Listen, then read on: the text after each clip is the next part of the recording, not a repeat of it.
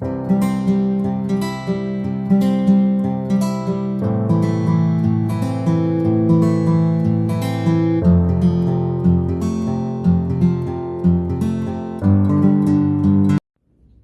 pessoal, meu nome é Graziele Mello, eu sou estudante de nutrição aqui na Unicep São Carlos, estou no 5º período.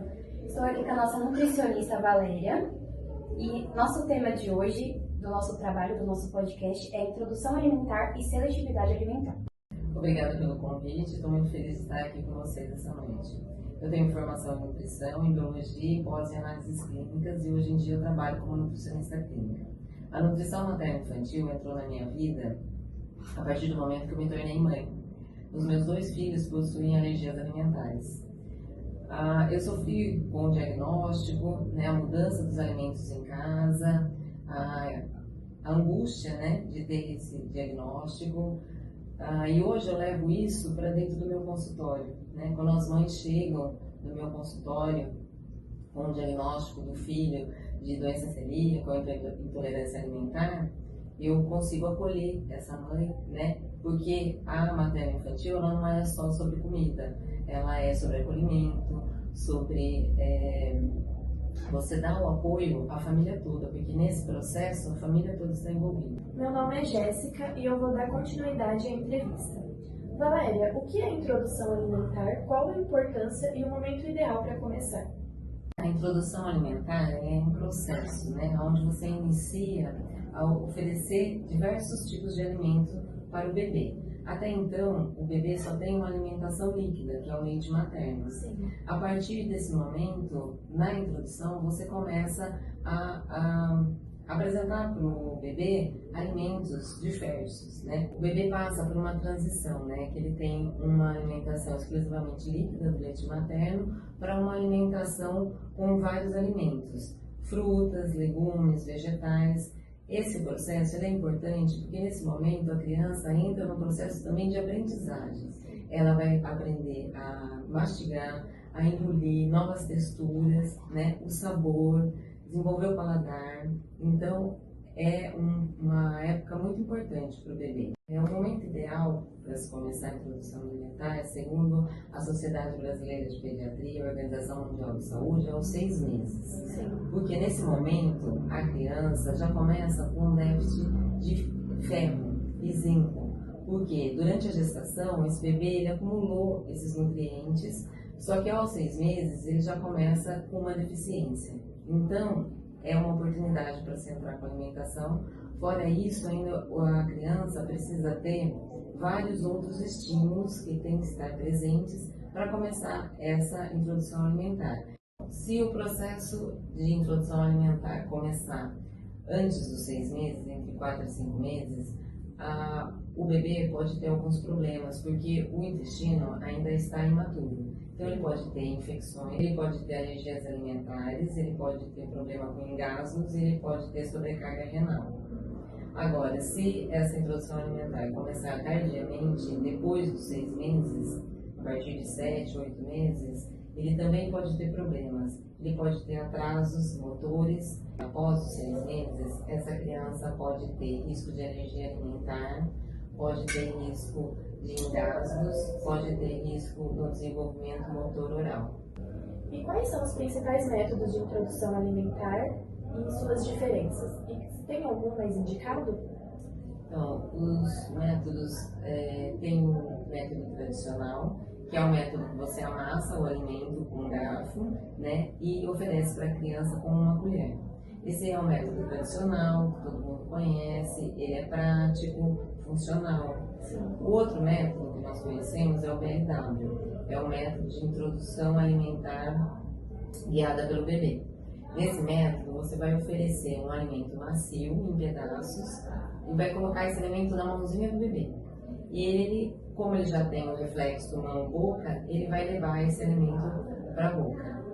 É um método que dá autonomia para o bebê, e é um método que as mães têm muito medo de introduzir. Mas ele ajuda nessa autonomia, no desenvolvimento da criança, ele é muito importante. Os dois métodos são importantes. Eu acho que, para indicar, sempre indicaria os dois métodos conjuntamente, porque um complementa o outro, né? Cada um tem as suas características. O tradicional, para ele começar com as papas, e o BLW dá autonomia para a criança. Quais alimentos que devem ser priorizados no início da introdução alimentar?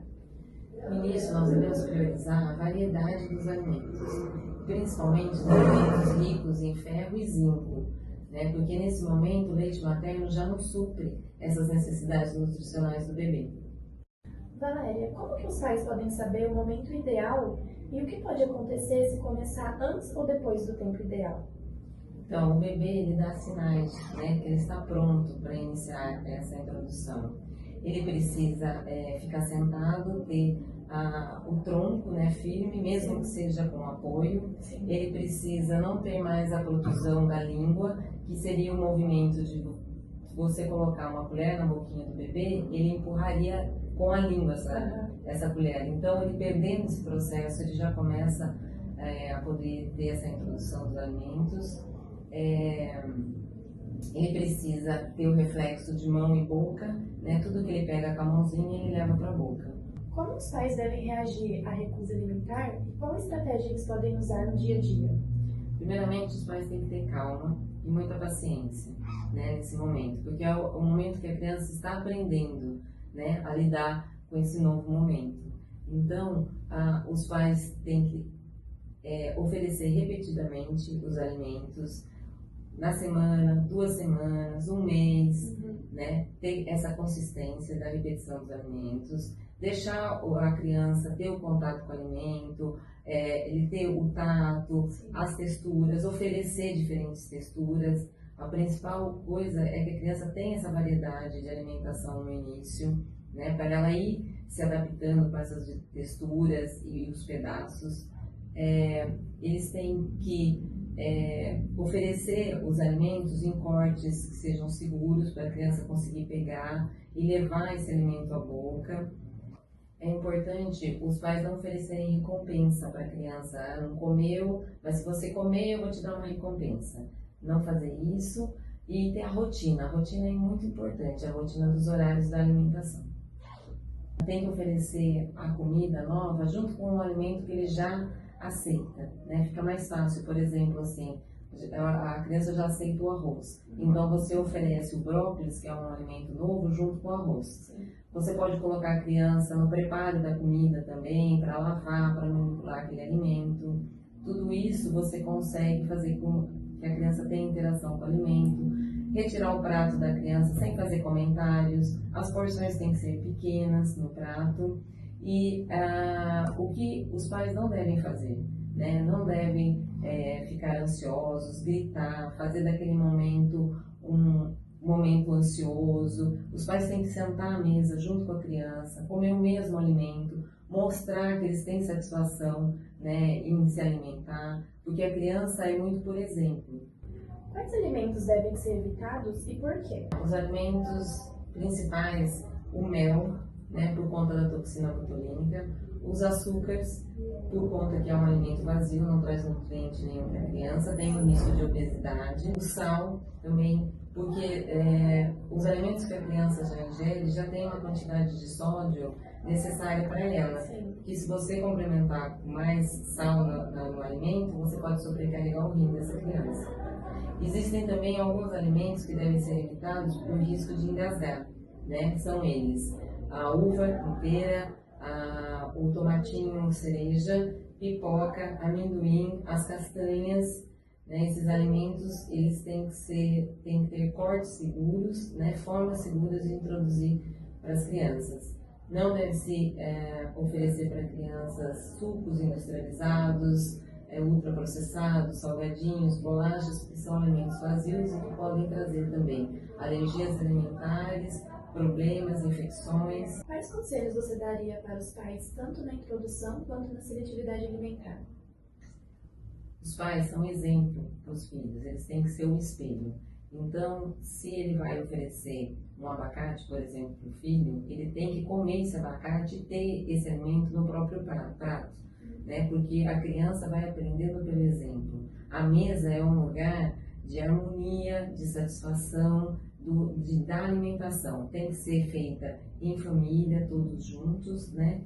Para essa criança se sentir seguro e começar essa introdução alimentar de uma forma tranquila, né? Que os pais também têm muito medo nessa introdução alimentar, eles devem ter paciência e tranquilidade nesse momento, para que seja um momento de prazer e cuidando desse aprendizado da criança.